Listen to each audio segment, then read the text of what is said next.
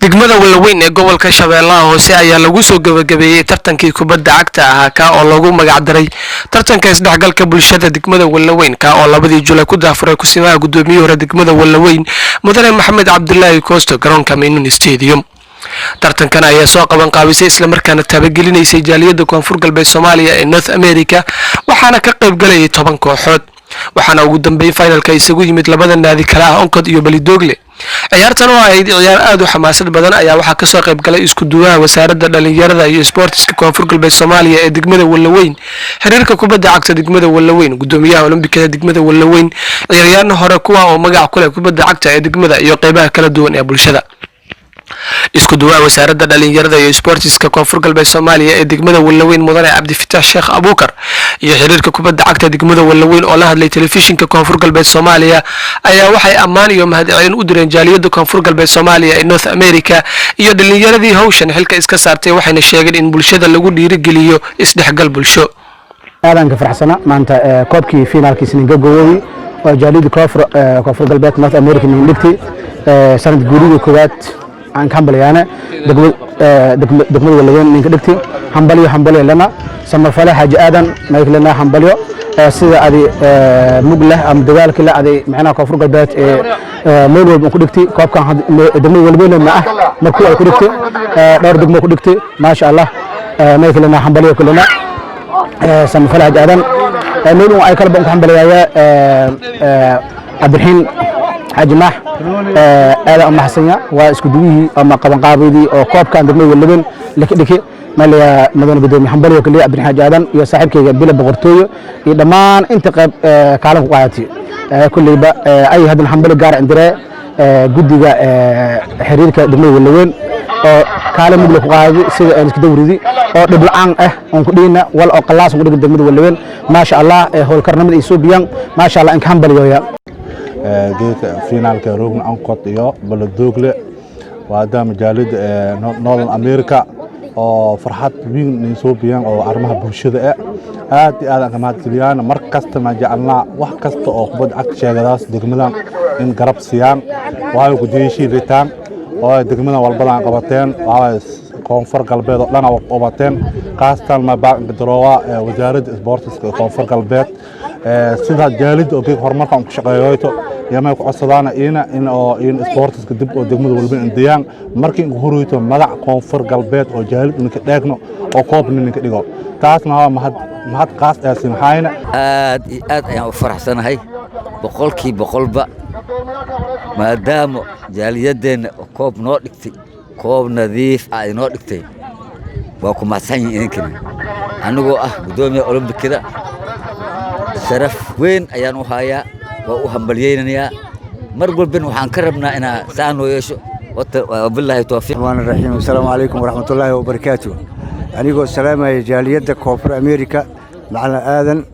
آتي أنا أو فرحسنا هرومركا أو نجار بارتامات أو كسمي دقمة واللوين أنيقو كهاد لا مرحلة توبرها دقمة واللوين أنيقو حسن محمد نور وعن آتي أو فرحسنا هاي ما آتي أنا أو فرحسنا هرومركا أو نجار بارتامات أو كسمي دقمة واللوين أنيقو كهاد لا مرحلة توبرها دقمة واللوين أنيقو حسن محمد نور وعن آتي أو فرحسنا هاي ما دام عيارتنا ما أنت فينا أي تهي يقوم قابض يوحي يسمين تتكاس أدبر أو ما تسنتين إن شاء الله. sidoo kale macallimiinta iyo kabtanada kooxda balidogle iyo onkod ayaa ka warbixiyay dareenkooda ku aadan kulankan xiisaha badan. garabta waxaan rajeynaynaa kulankan inaan guuleysano inkastoo wax walbana ay qoraal ay tahay cid guuleysan doona xag Ilaahay ay qoran laakiin waxaan rajeynayaa dhammaan ciyaartooyda iyo maamulka kooxda balidogle FC inaan kulankan guul ka gaari doono. waxaan kaloo aad iyo aad u mahadcelinayaa taageerayaasha koobka jaaliyada koonfur galbeed ee North America waxaan leeyahay waa mahadsantihiin waxa qabateen dadaal aad iyo aad u dheer sportska degmada oo horumarsan. maanta waxaan aad iyo aad aan u rajaynayaa maanta inaan guul aan ka gaaro walaalayga ama dhigayga ee baladogle waxaan kaloo mahad gaar aan u celinaa jaaliyada oo koonfur galbeed oo koobka noo dhigtay ma sha Allah North America ayagana aad iyo aad ay ugu mahadsan yihiin. sidoo kale bulshooyinka ka soo qayb gashay kulankan ayaa iyaguna mahadcelin u diray jaaliyada koonfur galbeed Soomaaliya ee North America. aygu mahadnaqaana marka jaaliyada koonfur galbeed oo tartankan soo qaban qaabiyadi oo macnaha iska dhiirigeliyay oo macnaha meel loo siiyay si dhalinyarada isboortiga degmada Wanlawey in macnaha dhiirigelin iyo buuxdan sameeyaan marka jaaliyadda koonfur galbeed aan beelayaan iyo Cabdiraxiin marka usan marka guushi iyo marka iyo qaban qaabadiis marka aad iyo aad aan mahadsantahay markaasina waxa halkan aan ugu mahadcelinayaa walaalkeen Cabdiraxiin iyo jaaliyadda koonfur galbeed oo noo suurtageliyay inay noo qabtaan koobkaas oo ah kubadda cagta waxaana loo qabtay 10 naadi ka dhisan degmada Wanlawey xaafadeeda kala duwan alxamdulillah maanta waxaa taaganahay gabagabadii finalkii waxaa isku soo haray بلدوغلي iyo FC onkod oo ciyaarayaan nasiib u yeeshay inay ciyaaraan finalka kama dambayska oo soo qaban qaabiyay jaaliyadda koonfur galbeed iyo mudan Cabdiraxiin waxaan leenahay waa mahadsantihiin nal baan noo daarteen aad u mahadsantihiin waa idinka mahadcelinaynaa juhdiga iyo dadaalka aad sameyseen annagana kaalinteena waa ka qaadanay si nabdoon noogu soo gabagabo hadduu Ilaahay yiraahdo waxa noo harsan waa daqiiqadoon yar yar in ciyaartaas ay ka dhamaato waana mahadsantihiin waxa kale aan jecelahay in halkan ugu mahadceliyo jaaliyadda koonfur galbeed ku dhaqan North America runtii waxaan leeyahay waxa weyn oo aad iyo aad u ku daysho leh ayaad sameyseen runtii waan idin mahadcelinaynaa bismillahir rahmaanir rahiim anigu waa Cabdiqaadir Abuukar Cumar ahna hooyaha ciyaaraha degmada Wanlawey way aad in farxsan yahay ciyaarahan isdhexgalka arrimaha bulshada oo nin qabatay jaaliyadda koonfurta America reerka koonfur galbeed qaasatan Cabdiraxiin Xaajimaahi aad iyo aad maxsan boqol maadaama oo magaalada Alqoon ciyaaro noocan oo kale ah oo markii in horeeyay jaaliyadda dibadda ka nool oo gacan noo siiyay ciyaaraha noocan qabano haddii way ugu dambeeyeen oo tirajayaan sidaan isugu wanaagsan aadan ma siiyaan boqolkiiba boqol magayga waa Maxamed Cabdikariin galabta kulankan oo finaalka ah onkod dugsi Beledoogle runtii horta waxaan guul rajaynayaa kooxda onkod teed kale waxaan u mahadcelinayaa jaaliyadda koonfur galbeed oo koobkan in badan soo qaabisay waxaan leeyahay dadaalkiin hor sii wata anagana insha Allah aad ugu faraxsanahay kulanka maanta onkod iyo Beledoogle degmada Wanlawey ay ku ciyaarayaan garoonka studio Maynoon waxaan halkan aad iyo aad ugu hambalyeeynaya jaaliyadda koonfur galbeed ee tartankan oo kubadda cagta noo qabatay waxaan leeyahay aad iyo aad u mahadsantihiin kale halkan ugu mahadcelinaa Cabdiraxiin Daafido asigana tartanka asigana qayb weyn ka qaatay ma sha Allah waxaan idin leeyahay aad u mahadsantihiin ma sha Allah mahad isaaq maama kulankani waa kulan markaas aad u xiiso badan oo xamaasad leh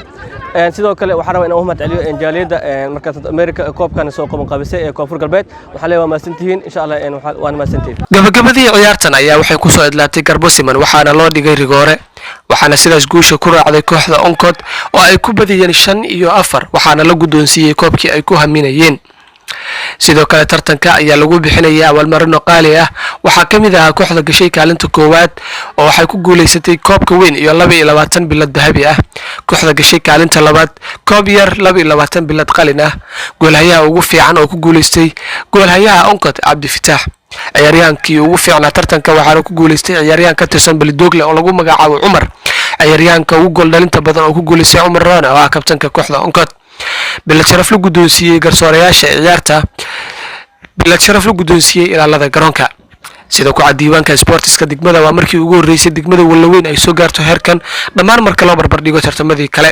sidoo kale kooxda onkod ayaa noqonaysa kooxdii ugu horeysay ee ku guuleysatay tartanka isdhexgalka bulshada ee ay qabanaysay jaaliyadda koonfur galbeed Soomaaliya ee North America sanad guuridii koowaad macalinka kooxda onkod Cabdiqaadir Islow ayaa sheegay inuu aad ugu faraxsan yahay guusha maanta ay gaareen muddana uu sugayay sidoo kale Cabdiqaadir Ibraahim oo ku guuleystay garsooraha ugu fiican degmada iyo guud ahaan tartanka ayaa warbaahinta koonfur galbeed Soomaaliya u sheegay in tani ay tahay taariikh lama iloobaana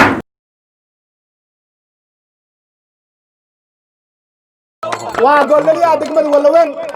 مصدر المرارونة على سيد كوكي دمه ولا ما تقول سيدي نادياش تقولك هذا هيا ومصدر المرارونة صعبك برافو اوكي واكا كوكي تدوسين كلام ولا بتاندي